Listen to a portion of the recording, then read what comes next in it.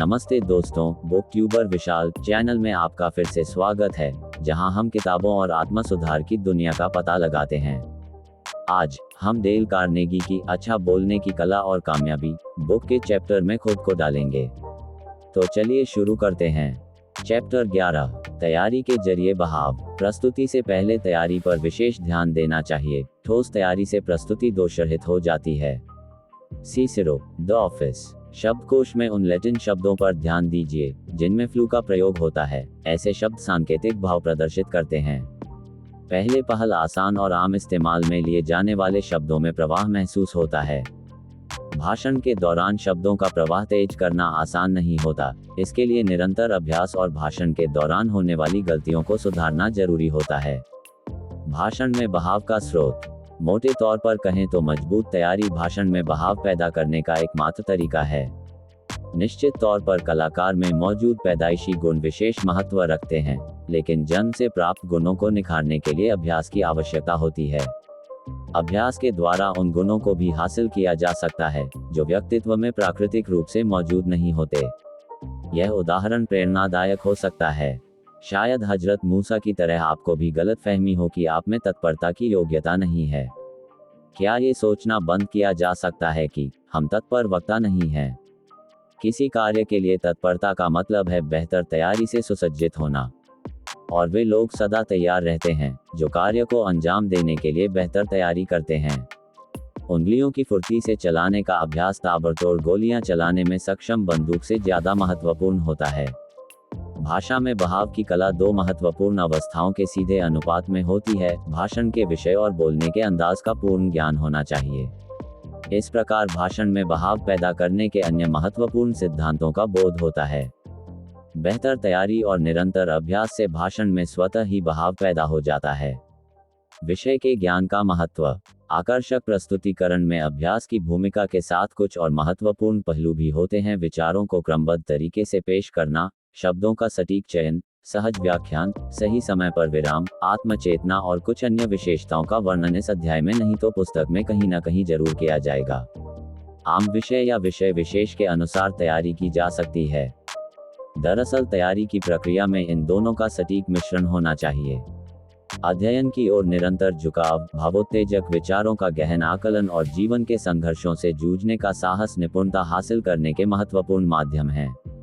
सुसंग्रहित दिमाग, व्यापक अनुभव और संवेदनशीलता रखने वाला व्यक्ति किताबों के मुकाबले इन गुणों से ज्यादा सीखता है। विषय से संबंधित उचित जानकारी, वातावरण से हासिल किए गए गहन अनुभव और अच्छी संगति से मिले महत्वपूर्ण सुझाव जैसे गुणों के मिश्रण को उत्तम तैयारी माना जाता है। अच्छी संगति एवं उत्तम विचारों से आदर्श सोच विकसित होती है। मित्रों के बीच निपुण भाषण शैली प्रस्तुत करने वाला व्यक्ति ही आदर्श वक्ता बन सकता है। अतः विचारों को सटीक शब्दों के माध्यम से व्यक्त करें। वक्ता भी अपने भाषण से उतना ही सीखता है जितना दर्शक। कभी कभी बोलने से पहले वक्ता विषय की कम जानकारी होने की धारणा बना लेता है। ऐसे में याद रखें कि एक विचार दूसरे विचार को जन्म देता है। ये जानकर हैरानी होगी कि वक्ता जितना प्रस्तुत करता है, दर्शक उससे ज्यादा की उम्मीद रखते हैं। दोस्ताना वार्तालाप के जरिए मानसिकता और व्याख्यान में बहाव विकसित होता है। लॉन्गफेलो ने कहा है, किसी ज्ञानी व्यक्ति के साथ की गई एक चर्चा 10 साल तक हासिल किए गए किताबी ज्ञान से ज्यादा कारगर सिद्ध होती है। और होम्स ने बड़े मनमौजी ढंग से घोषणा की है कि आधे समय तो वह केवल विचाराधीन मुद्दों पर ही बोलता रहा है। लेकिन भाषण के मंच पर यह तरीका नहीं अपनाया जा सकता। दरअसल संग्रह के माध्यम से प्राप्त संपन्नता का उपयोग एक महान भाषण की तैयारी के लिए करना चाहिए। निस्संदेह यह एक महान विचार है और इस विचार को विस्तार से प्रस्तुत करने के लिए एक अलग अध्याय की जरूरत पड़ेगी। अभ्यास। जानकारी को संगठित कर उसे निश्चित रूप देने को संपूर्ण तैयारी नहीं मानना चाहिए। अभ्यास के बिना तैयारी संपूर्ण नहीं हो सकती, अर्थात जानकारी के अनुसार भाषण का अभ्यास करना बेहद आवश्यक होता है। इस सिद्धांत के आधार पर की गई तैयारी और अभ्यास का असर निश्चित समय के बाद ही महसूस होता है। लिहाजा शुरुआती विफलता से न तो घबराएं और न ही निराशा को हावी होने दें। शुरुआत में इस पद्धति को अपनाने से होने वाले प्रभाव को नजरअंदाज करें और भविष्य में सकारात्मक परिणाम की कल्पना करें। मंच पर पहुंचने के बाद केवल विषय के बारे में सोचें। दर्शकों और वक्ता के बीच एक दूसरे के भाव समझने की असीम शक्ति होती है। वक्ता द्वारा संकेतों के माध्यम से प्रस्तुत किए गए विचारों को दर्शक आसानी से समझ लेते हैं। आपसे बार बार अनुरोध किया जा रहा है कि भाषण देते समय केवल विषय पर ध्यान केंद्रित रखें। ये सलाह थोड़े में बहुत समझी जानी चाहिए। भाषण से संबंधित अन्य महत्वपूर्ण पहलुओं को भूलने की सलाह कतई नहीं दी जा रही है। बस ये कहा जा रहा है कि उनके बारे में बेवजह न सोचें। एकाग्रता केवल संदेश के महत्व पर होनी चाहिए। हालांकि अवचेतन में तकनीकी पहलुओं पर विचारों का भटकाव होता रहता है, लेकिन इससे भाषण पर प्रभाव नहीं पड़ता। दरअसल एक निपुण वक्ता समय के साथ इस कला में अभ्यस्त हो जाता है। चेतना और अवचेतना के बीच सहज तालमेल स्थापित करना बहुत आवश्यक होता है। जिस तरह सांस लिए बिना नहीं जिया जा सकता है, उसी प्रकार इस सिद्धांत को भी नजरअंदाज नहीं किया जा सकता। मंच पर हाव भाव, स्वर, सुर बदलने की कला उतनी ही निपुण होनी चाहिए जितना वास्तविक हाव भाव, स्वर और सुर बदलने का अंदाज होता है। भाषण के दौरान वाक्यों का बहाव कैसा है, बस इतना विचार ही बहाव को बिगाड़ देता है। आत्मविश्वास से संबंधित शुरुआती अध्याय का ध्यान कर उसके निर्देशों को याद कीजिए। सलाह है कि सिद्धांतों को याद किए बिना बोलने की कला को समझिए। यह जरूरी नहीं है और हो भी नहीं सकता कि शब्द के सही उच्चारण के लिए आप भाषण के बीच में सोचना शुरू कर दें। हकीकत यह है कि ग, ख, क के क्रम को क, ख, ग के क्रम के मुकाबले याद करना मुश्किल होता है। दरअसल बचपन से ही व्यक्ति क, ख, ग के क्रम के लिए अभ्यस्त होता है। भाषण कला में निपुण होने के लिए शब्दों का सही उच्चारण दिनचर्या के कामकाजों जैसा आसान होना चाहिए।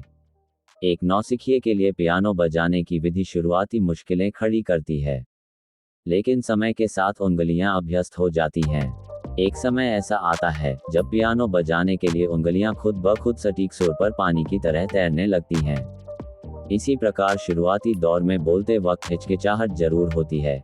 एक नए तैराक की तरह भय का भी आभास होगा, लेकिन निरंतर डटे रहने से सफलता जरूर मिलती है। इस प्रकार निरंतर अर्जित किया गया शब्दों का ज्ञान, अभ्यास के द्वारा भाषा शैली में हासिल की गई सहजता और विराम एवं ठहराव का सटीक उपयोग धीरे धीरे स्वाभाविक होता चला जाता है। समय के साथ भाषा का बहाव अभ्यास के अनुरूप ढलता चला जाता है, लेकिन इसके लिए कड़ी मेहनत की जरूरत होती है। मेहनत से कौन सी चीज हासिल नहीं की सकती। कड़ी मेहनत लक्ष्य हासिल करने का एकमात्र रास्ता है। कड़ी मेहनत से हासिल की गई सफलता सबसे ज्यादा संतोषजनक होती है। यादगार भाषण के लिए सोचे गए विचार और कड़े अभ्यास का फल अति स्वादिष्ट होता है। अपने समय का सबसे अच्छा इस्तेमाल करें। कुकू FM एप्लीकेशन पर अनगिनत ऑडियो बुक्स, दिलचस्प कहानियां और अधिक का आनंद लें। प्रीमियम सब्सक्रिप्शन पर एक्सक्लूसिव 50% छूट प्राप्त करने के लिए कोड FMRMT85 का उपयोग करें। आपको कुकू FM प्रीमियम लेने के लिए लिंक मैंने वीडियो के डिस्क्रिप्शन में दिया है। डेल कार्नेगी द्वारा लिखित अच्छा बोलने की कला और कामयाबी बुक का चैप्टर पर आज के वीडियो के लिए बस इतना ही। यदि आपको ये जानकारी मूल्यवान लगी है तो अधिक जानकारीपूर्ण सामग्री के लिए बुक ट्यूबर विशाल को लाइक, शेयर और सब्सक्राइब करना न भूलें। अगली बार तक पढ़ने और अपने संचार कौशल में सुधार करने का आनंद लें। धन्यवाद।